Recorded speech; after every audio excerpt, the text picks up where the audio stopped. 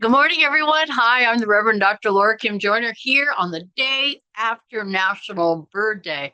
We're just going to celebrate it all week. So join us today, which is January 6th, or on Thursday, which is January 8th. This is our third week of winter, and the moon is waxing or waning gibbons, which means it's getting smaller. And we just passed the wolf supermoon, which was on the 3rd of January. What makes it a supermoon? Well, it's really close. And why is it at the wolf moon? Well, they think it comes from maybe European traditions way back when, that during the winter they could really hear the wolves calling. So they called it the wolf moon. Not that the moon has ever been shown to control or to impact wolf behavior. So, what else is going on in our sky today? Well, sunrise today here is at 7:31, which is now, right? And you can kind of see it. You got some pink, orange going on over there, but we won't be able to see the sun today because we're into a cloudy, somewhat warm day here. So Jupiter is the big thing that's happening right now. It rises in the east after sunset, and it's just really, really bright because it's moving into opposition. It's sort of like the full moon. It's directly opposite the sun, which is on the other side of the earth. And so we can really see how bright it is. And that big day is coming is January 10th for the biggest day. So what's going on with the stars and planets in your area and the sky and the trees? What's happening there? What about with the birds where you are? What's happening there? Anybody want to share in the chat or in the comments as we go? See, this morning we got a bunch of crows calling, and I heard a pileated woodpecker and goldfinches. The really exciting news is on Sunday, which was the 4th, we did the Christmas bird count in our area, and our One Earth Retreat Center was just within the circle for the count. So we started here counting. We had some really good birders. They got 17 species here right about this time on Sunday. And we got our woodpeckers. We got them all. Can you name them? The downy, the hairy, the red-headed, the sapsucker, the flicker, the red-bellied, and the pileated. We don't have the red cockaded here. They tend to like the longleaf pines, perhaps in the lower lands. We are going to be planting longleaf pines here. We're going to grow them up in pots and plant them. So maybe one day in the far future, we'll have red cockaded woodpeckers here. But I'm happy we've got 7 of them. That's just really great. They were really valued in much of the Native American traditions here in this area as a powerful bird, and they are. They really, really are. So, what are the birds doing in your area?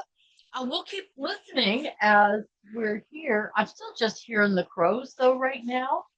I've got Merlin going, which is an app that can maybe hear the birds over my conversation. So, today we're celebrating National Bird Day, which is about celebration, but it's also about improving the welfare and protecting our birds. So, our reading today is framing how we can look at National Bird Day. It's from a poem by W.S. Rendra. I hear the cry of a wounded animal.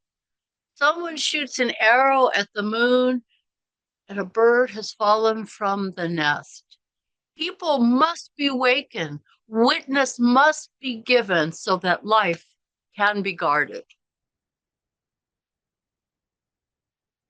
My reflection on this reading is centering on the witness must be given.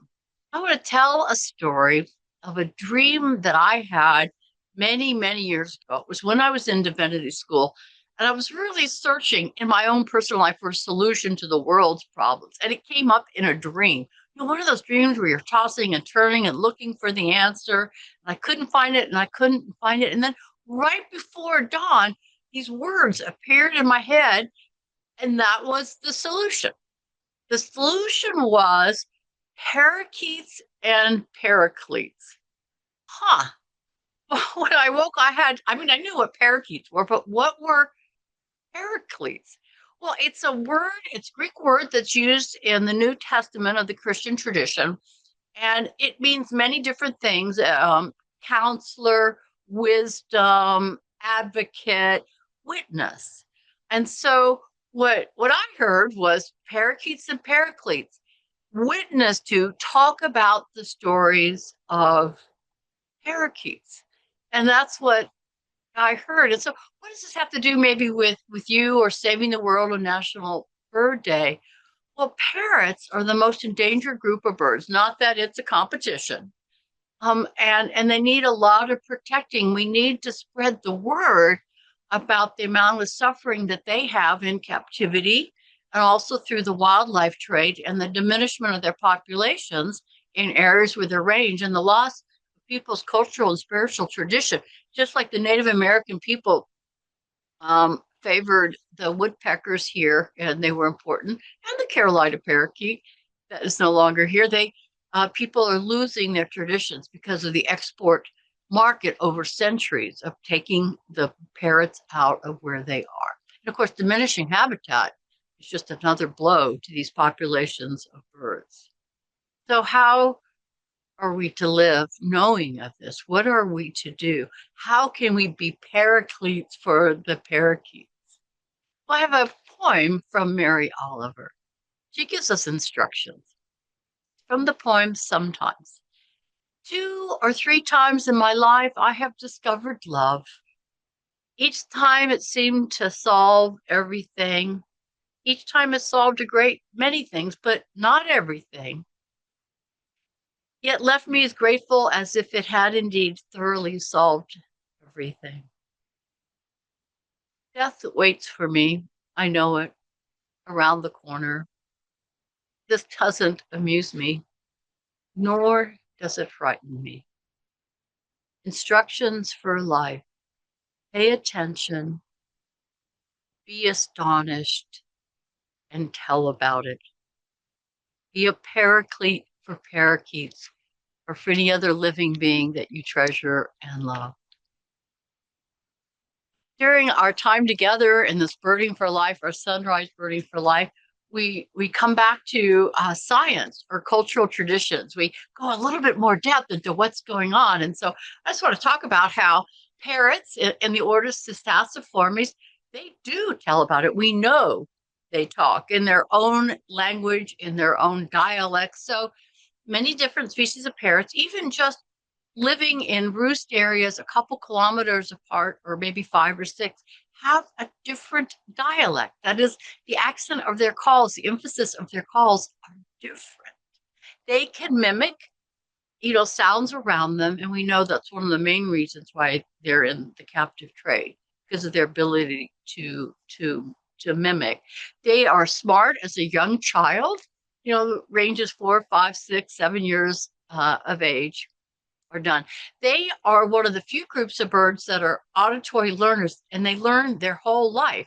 And it's convergent evolution. What does that mean? Well, it means that songbirds like finches and hummingbirds have evolved to learn and do calls their whole life, but they do it in different parts of their brain. Their brain is wired differently with arrangements. So parrots have convergent evolution, and that's why they're so good at being mimics, is the way that their neural structures are set up. So why do they mimic? Why are they so good at it? Well, let's just see. Let's do a couple of things with this. One is birds have a syrinx. So we have a larynx, which is at the top part of our trachea. Their vocal box is down here, right where the main bronchi branch off into the lungs. So it's down here, and there's all kinds of muscles attributed to it that make them really be able to do all kinds of complex sounds. And then also, because it's so much lower, it's efficient because the air goes through right away. And here's the cool thing that I just learned about. They can control the airflow on one part of their vocal cords coming out of one side of one lung and make it different. So they can actually make 2 different sounds. Their lungs, because their syrinx is so low, and that's why their sounds are so complex and they're able to do so much. And they can also make sounds like we do. They use their esophagus, they use their tongue to be able to make all these great sounds that they do. And what they're able to do is they can arrange their calls in order to make different meanings. It's syntaxis. It's like a sentence. We're going to be talking more about parrots talking in sentences when we talk on Thursday about Alex, the African gray parrot. So again, still the question is, okay, so we know how they mimic, not physiologically, why they're able to do that, but why? Well, they name their young. They have contact calls that are particular to individuals, so they need to be able to call their friends and exchange information. So they need to pick up on these calls of the different flock mates that they have to pass on information, and they need to be able to hear and recognize who's who out there with them. Who are the names of all their birds? And they need to exchange a lot of information because they're social, many species are social foragers. And so they need to exchange information about not only where predators might be, but where is the food that is going on. So maybe that's why they're able to mimic us, but let us not forget that they have their own language. So how do we practice paying attention, being astonished and telling about it? Our son. There we go. There's our son. Well, let's just take a moment and be astonished with our son.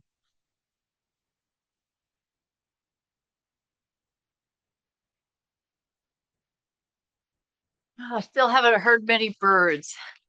The woodpeckers haven't come back today. Well, let's see, how to be astonished. What is it's a natural gift. Jane Goodall remarked on seeing this several times in chimpanzees, especially when they came up to a waterfall or maybe during rain.